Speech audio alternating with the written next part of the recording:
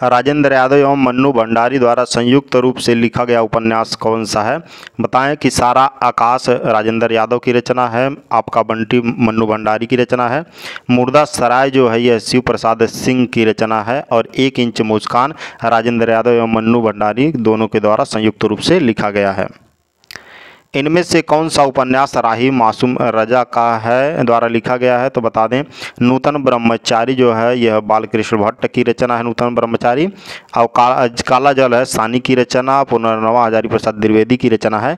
जो आधा गांव है यह एक आंचलिक उपन्यास है और इसके लेखक जो हैं यह राही मासूम रजा जी हैं, विकल्प बी सही है। चंद्रावली नाटिका के लेखक बताना है, चंद्रावली नाटिका के लेखक कौन हैं? बता दें, यह 1876 में लिखा गया भारतेंदु हरिश्चंद्र जी के द्वारा, विकल्प ए सही है। एक भारतीय आत्मा निम्न में से किस कवि का उपनाम है? भारतीय आत्मा, बहुत बार ये क्वेश्चन भी आ चुका है, माखनलाल चतुर्वेदी जी हैं। इनके 2-3 पत्र हैं, जैसे इन्होंने कुछ पत्रों का संपादन किया है, जैसे प्रताप है, मन, कर्मवीर, ये तीनों पत्र हैं। इस्तवार लाल इंदु हिंदुस्तानी नामक हिंदी साहित्य के इतिहास ग्रंथ के लेखक का नाम बताना है। तो बता दें, इसके लेखक गारसा दत्तासी जी हैं, विकल्प ए सही है। और इस पुस्तक का अनुवाद लक्ष्मी सागर वार्ष्णेय ने किया है 1888 में। ठीक है, इस्तवार लाल इंदु हिंदुस्तानी का। जिंदगी नामा किसकी रचना है? बता दें, जिंदगी नामा कृष्णा सोबती की रचना है, विकल्प सी सही है। डार से बिछुड़ी, मित्रों मरजानी, दिलो दानिश, ये सब भी इनकी रचनाएं हैं। मीराबाई का मलाल किसकी कृति है? मीराबाई का मलाल, यह बता दें, मीराबाई की ही कृति है मीराबाई का मलाल, विकल्प ए सही है। मीराबाई की पदावली इनकी एक रचना है, गीत गोविंद का टीका एक रचना है इनका। और लोहे की दीवार के दोनों ओर किसकी कृति है? लोहे की दीवार के दोनों ओर, यह यशपाल की कृति है, विकल्प सी सही है। सन्यासी किसकी कृति है? सन्यासी, पहले तो ये देख लीजिए सन्यासी लिखा कैसे जाता है वर्तनी की दृष्टि से, कई बार यह पूछा जा चुका है। बिंदी रहेगा, इसमें अनुस्वार रहेगा और आधा नौ भी रहेगा, ये दोनों चीज़ें ध्यान में रखना है। और सन्यासी जो है यह इलाचंद जोशी की रचना है, विकल्प डी सही है। अगर इलाचंद जोशी की और रचनाओं की बात करें तो जहाज का पंछी, निर्वासित, ऋतु चक्र, मुक्तिपथ, भूत का भविष्य, पर्दे की रानी इनकी रचनाएं हैं। कवितावली किसकी रचना है? कवितावली रामचरण दास की रचना है, विकल्प सी सही है। भाषा के जादूगर के रूप में किसे जाना जाता है? भाषा का जादूगर शिव पूजन सहाय जी को कहा जाता है, विकल्प ए सही है। जंगल के जीव कृति के लेखक कौन है? जंगल के जीव जो है यह श्री राम शर्मा की रचना है, विकल्प बी सही है। कविता के नए प्रतिमान के लेखक का नाम बताना है। कविता के नए प्रतिमान के लेखक डॉक्टर नामवर सिंह जी हैं, विकल्प बी सही है। निम्नलिखित में से कौन सी रचना धर्मवीर भारती की नहीं है, पूछा यहाँ पे। तो ठंडा लोहा, सात गीत वर्ष और कनुप्रिया, ये तीनों रचनाएं धर्मवीर भारती की हैं। सूर्य का स्वागत दुष्यंत कुमार की रचना है, ठीक है ना, तो विकल्प डी सही हो जाएगा, यह दुष्यंत कुमार की रचना है, न कि धर्मवीर भारती की।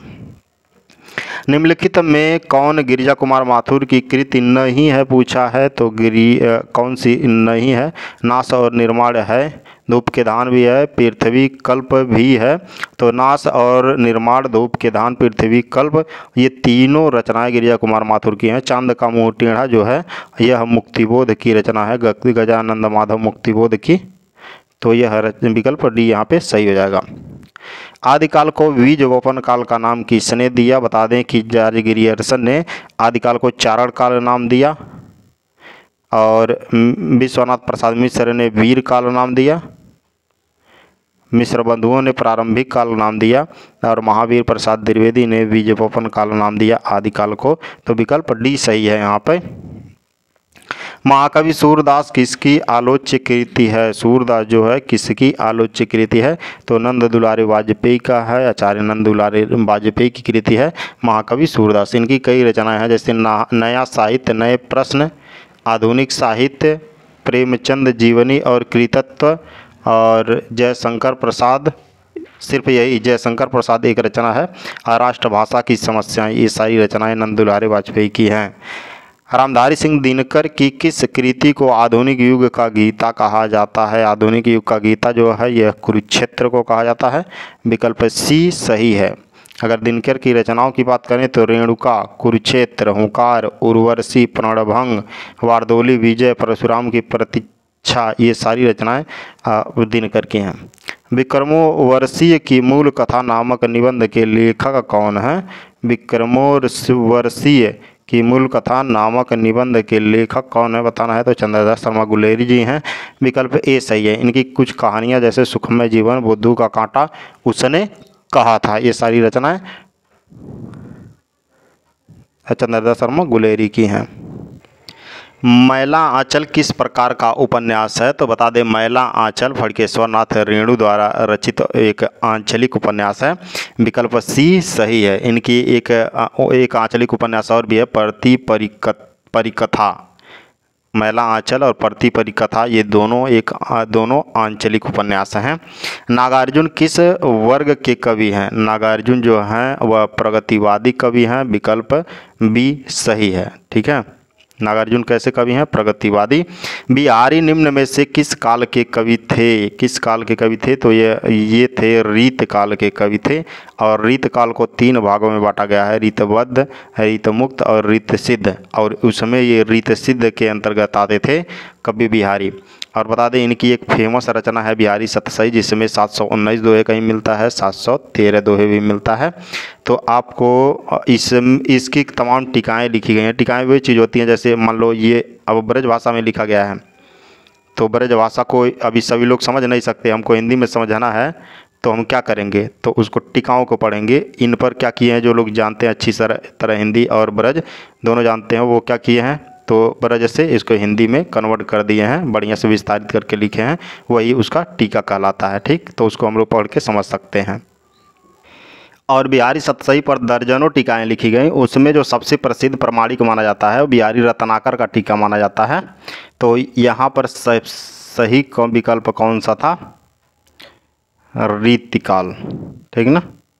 भक्तिकाल की रामाश्रयी शाखा के निम्न में से कौन से कवि हैं? मतलब रामाश्रयी शाखा के कौन कवि थे? सूरदास जी की कृष्ण के भक्ति करते थे, मीरा जी भी की कृष्ण भक्ति शाखा की कवित्री थी, और जायसी थे सूफी काव्य के, तुलसीदास राम भक्ति शाखा के थे। इनसे बड़ा कोई नहीं था राम भक्ति शाखा में, तुलसीदास से बड़ा। ठीक ना। रामचरितमानस की रचना भी इन्होंने की है। तो विकल्प डी सही है।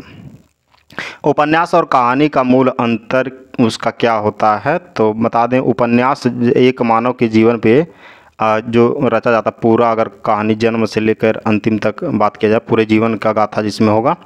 अब उपन्यास होता है मतलब पूरे जीवन का कहानी की बात करें तो उपन्यास है, और जीवन में किसी एक घटना को लेकर जो रचा जाता है वो कहानी होता है। ठीक ना।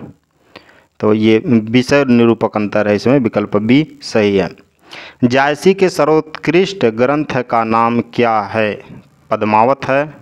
अब बता दें आखिरी कलाम और अखरावट है, मधुमालती, ये सारी रचनाएं जो है मलिक मोहम्मद जायसी की हैं। और पद्मावत उनकी सबसे बेस्ट पुस्तक है जो ठेठ अवधी भाषा में रचित है। इसमें मनसबदारी शैली का प्रयोग हुआ है, प्रेम काव्य है यह। स्मृति की रेखांकन के रचनाकार कौन हैं? जो स्मृति की रेखाएं इसकी रचना किसने की है? तो महादेवी वर्मा जी ने की है, और यह एक संस्मरणात्मक रेखा चित्र है महादेवी वर्मा का। अगर महादेवी वर्मा का और रेखा चित्र की बात करें तो जैसे अतीत के चलचित्र है, घीसा है, मेरा परिवार, पथ के साथी है, बिट्टो है, और ऐसे बहुत, साबिया है, रामाबिंदा है। प्रेमचंद का एक सशक्त उपन्यास गोदान है। गोदान कैसा मुंशी प्रेमचंद का है? इसके नायक जो हैं होरी हैं, नायिका धनिया है। ठीक ना। यह एक सामाजिक उपन्यास है, 1936 में इसकी रचना हुई। यह मुंशी प्रेमचंद का आखिरी उपन्यास है गोदान। वियोगी हरि का पूर्ण नाम क्या था? वियोगी हरि का पूर्ण नाम जो है वह श्री हरि द्विवेदी था। विकल्प सी सही है। वह सन्यासी जीवन स्वीकार करने के बाद इनका नाम पड़ा था वियोगी हरि। माटी की मूर्तें किस विधा की रचना है? माटी की मूर्तें बता दें तो यह एक संस्मरण है, विकल्प ए सही है। और माटी की मूर्ति रामवृक्ष बेनीपुरी की रचना है। सिंहावलोकन किसकी आत्मकथा है? सिंहावलोकन जो है यह किसकी आत्मकथा है? तो बता दें हरिवंश राय बच्चन की हरिवंश राय बच्चन की आत्मकथा ही बता दे रहे हैं। क्या भूलूं क्या याद करूं, 10 द्वार से सोपान तक, नीर का निर्माण, फिर बसेरे से दूर। इनकी आत्मकथा को 4 भागों में डिवाइड किया है जो अभी बोले हैं। नीर का निर्माण, फिर बसेरे से दूर, 10 द्वार से सोपान तक, क्या भूलूं क्या याद करूं। ये हरिवंश राय बच्चन की थी। और जो सिंहावलोकन है यह यशपाल की रचना है, यशपाल की आत्मकथा है। यह 3 खंडों में विभाजित है और उसका जो प्रकाशन है 1951 में, 1952 में, 1955 में हुआ था, तीनों का अलग अलग।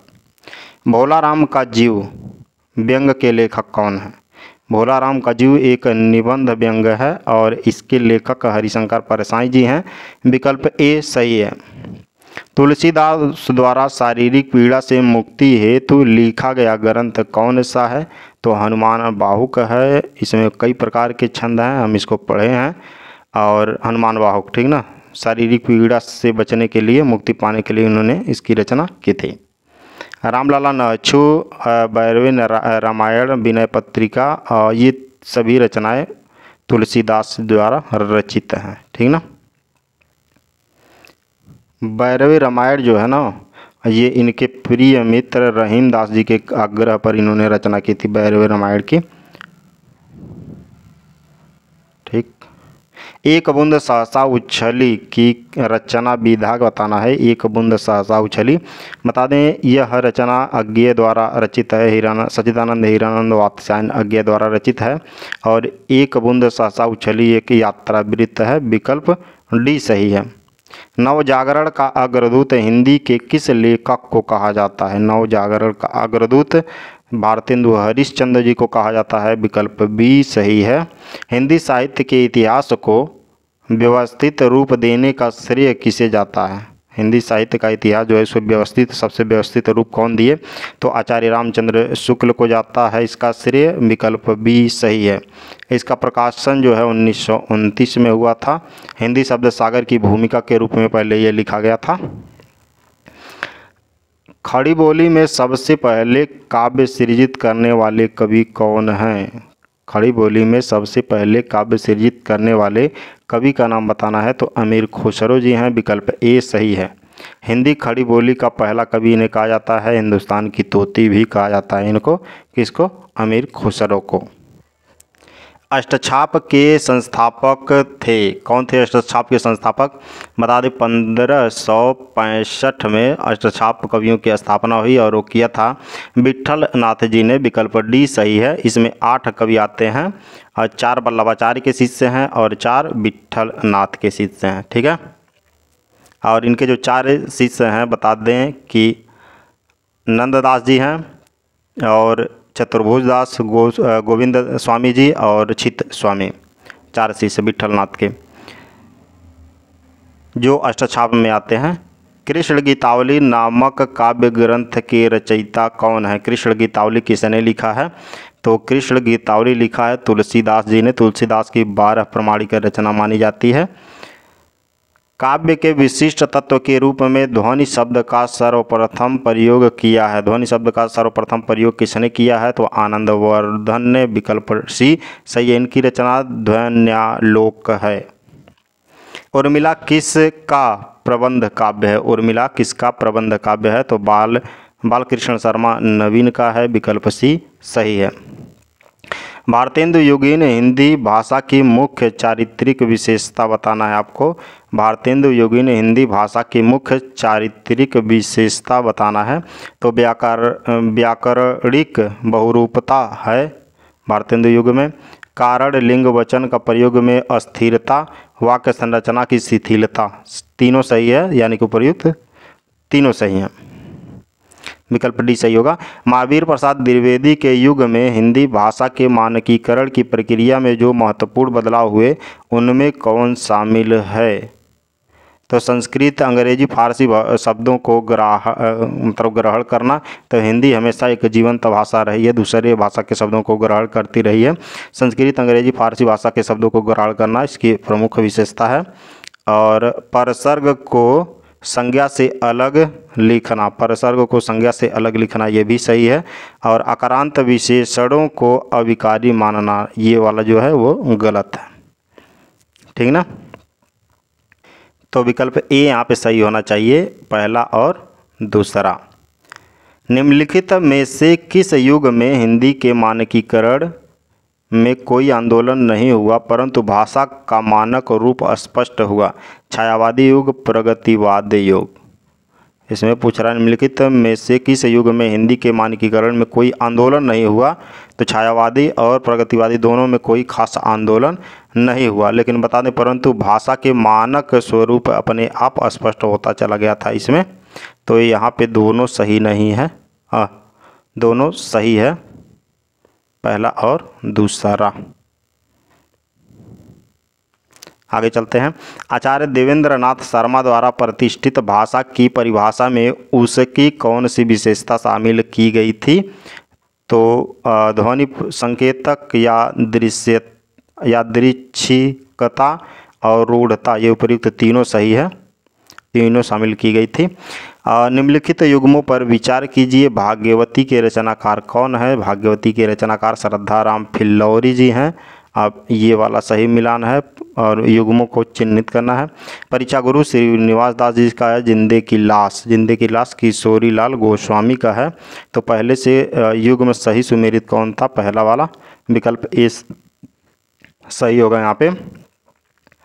और निम्नलिखित युग्मों पर विचार करना है आपको। उपन्यास का नाम एक तरफ दिया है, दूसरा तरफ उपन्यास का नाम प्रकार दिया हुआ। एक तरफ उपन्यास का नाम, दूसरी तरफ उसका प्रकार। तो सरकटीलास, ये पहले बता दें, सरकटीलास गोपाल राम गहमरी की रचना है और ये एक जासूसी उपन्यास है। तो पहला वाला जासूसी हो गया। चंद्रकांता जो है देवकीनंदन खत्री द्वारा रचित है, देवकीनंदन खत्री द्वारा, एक तिलस्मी उपन्यास है। परीक्षा गुरु जो है विद्या श्रीनिवास दास द्वारा रचित उपदेश प्रधान उपन्यास है, ठीक है। यानी तीनों मिला हुआ था। सरकटीलास गोपाल राम गहमरी, चंद्रकांता देवकीनंदन खत्री, परीक्षा गुरु विद्या श्रीनिवास दास। और तो यहाँ पे कौन सा सही था? 1 2 3 तीनों मिला हुआ था। एक सूची को दूसरे सूची के साथ यहाँ पे मिलान करना है। गुप्तचर गोपाल राम गहमरी जी गुप्तचर, अभी आया सरकटीलास। और तिलस्मी महल जो है किशोरी लाल गोस्वामी। हिंदू निसहाय राधा कृष्ण दास। और 100 आजान 100 जान बालकृष्ण भट्ट की रचनाएं ये सब। तो कौन सा सही होगा आप मिला देख लीजिएगा। उपन्यासों के निम्नलिखित प्रकारों पर विचार कीजिए। कोरे मनोरंजन प्रधान उपन्यास, सामाजिक उद्देश्य प्रधान उपन्यास, ऐतिहासिक उपन्यास। उपर्युक्त उपन्यासों में से कौन कौन से प्रेमचंद पूर्व युग में लिखे गए? तो कोरे मनोरंजन प्रधान उपन्यास इनमें थे। और सामाजिक उद्देश्य का प्रधान उपन्यास, ऐतिहासिक उपन्यास, ये सभी लिखे गए थे। विकल्प डी सही है। निम्नलिखित युग्मों पर विचार कीजिए। उपन्यास एक तरफ है, दूसरे तरफ उपन्यासकार है। निसहाय हिंदू किसकी रचना है? तो राधा कृष्ण दास की रचना है। रजिया बेगम किशोरी लाल गोस्वामी की रचना है। और वीरमणि मिश्र बंधु की रचना है। तो कौन सा मिला हुआ था? विकल्प तीसरा वाला था, यहाँ पे पहले से मिला हुआ था, तो सी सही है। निम्नलिखित युग्मों पर विचार कीजिए। उपन्यास और लेखक, एक तरफ उपन्यास एक तरफ लेखक।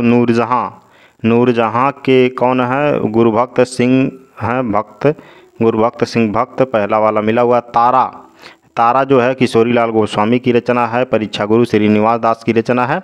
तो पहला विकल्प इसमें मिला हुआ था ऑलरेडी, विकल्प ए सही होगा। निम्नलिखित काव्य रूपों पर विचार कीजिए। प्रगीत, लंबी कविता, भाव प्रधान महाकाव्य। उपर्युक्त काव्य रूपों में से कौन सा से छायावादी कविता में प्रयुक्त हुए हैं? कौन कौन प्रयुक्त हुआ है? तो प्रगीतवाद, लक्ष्मी, लंबी कविता, भाव प्रधान काव्य, तीनों प्रयुक्त हुआ है छायावादी कविता में। विकल्प डी सही है। निम्नलिखित कथनों पर विचार कीजिए। प्रसाद कहते हैं, प्रसाद जी की कौन सी पंक्ति है? बीती विभावरी जागरी, बीती विभावरी जागरी, यह प्रसाद जी की ही पंक्ति है। और जाग तुझको दूर जाना है, जाग तुझको दूर जाना, ये महादेवी वर्मा की कृति है, महादेवी वर्मा की कृति है ये। और जाग फिर एक बार, यह निराला का है। तो पहले से कौन मिला था? पहला वाला, तो विकल्प ए सही हो जाएगा यहाँ पे। निम्नलिखित युग्मों पर विचार कीजिए। रचनाएं और रचनाकार दिया हुआ है। तो मामा किसकी रचना है बताना है। तो मामा नहीं यहाँ पे होना चाहिए, यहाँ पे यामा होना चाहिए। महादेवी वर्मा की रचना है यामा। अनामिका निराला की रचना है। लहर प्रसाद जयशंकर प्रसाद की रचना है। तो पहले से कौन मिला था? दूसरा वाला केवल। निम्नलिखित कथनों पर विचार कीजिए। कुल्ली भाट और बिल्ली सुर बकरिया महादेवी वर्मा के चलचित्र हैं। बिल्कुल गलत। कुल्ली भाट और बिल्ली सुर बकरिया जो है यह महादेवी वर्मा का कृति नहीं है, यह निराला का है। किसका है? निराला का। काव्य और कला, निराला काव्य और कला का संबंध निराला से है नहीं, निराला से नहीं, जयशंकर प्रसाद से है काव्य और कला का संबंध, ठीक है ना। तो दोनों यहाँ पे सही नहीं है, विकल्प डी सही होगा। निम्नलिखित विचार करिए। चूंकि यह दाना है निराला की एक महत्वपूर्ण प्रगतिवादी कविता है। चूंकि यह दाना, यह का है निराला की एक महत्वपूर्ण प्रगतिवादी कविता है इस कथन के अनुसार, और जो कि यह प्रगतिवादी कविता न होकर के प्रयोगवादी कविता होती है। चूंकि यह दाना है, क्या होता है? प्रयोगवादी।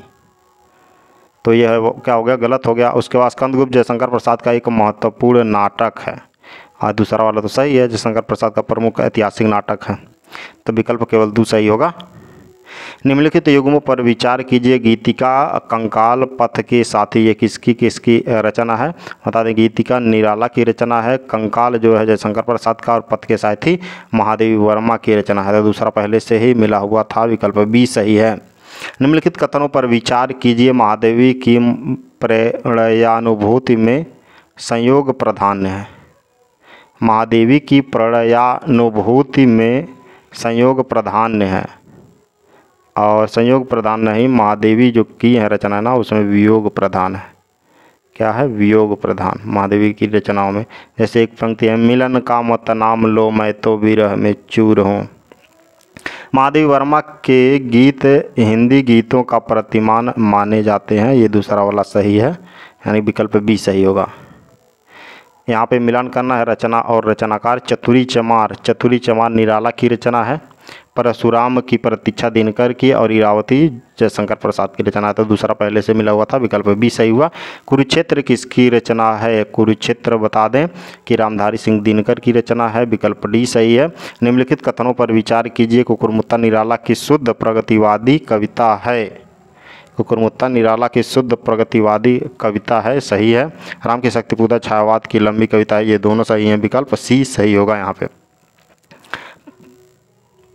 कथनों पर विचार करना है। प्रगतिवादी चिंतन मार्क्सवादी है, और प्रगतिवादी साहित्य के आक्रोश का शोषण वर्ग है, जिसमें ये भी दोनों सही हैं, पहला और दूसरा दोनों। और हिंदी नई चाल में ढली पंक्ति भारतेंदु की किस पुस्तक से ली गई है? हिंदी नए चाल में ढली, यह भारतेंदु जी के कालचक्र से ली गई है, विकल्प भी सही है। जहाँ न भरता पेट देश वह कैसा भी हो महानरक है, किस काव्यधारा की पंक्तियाँ हैं? यह किस काव्यधारा की पंक्ति है? तो प्रगतिवाद की पंक्ति है।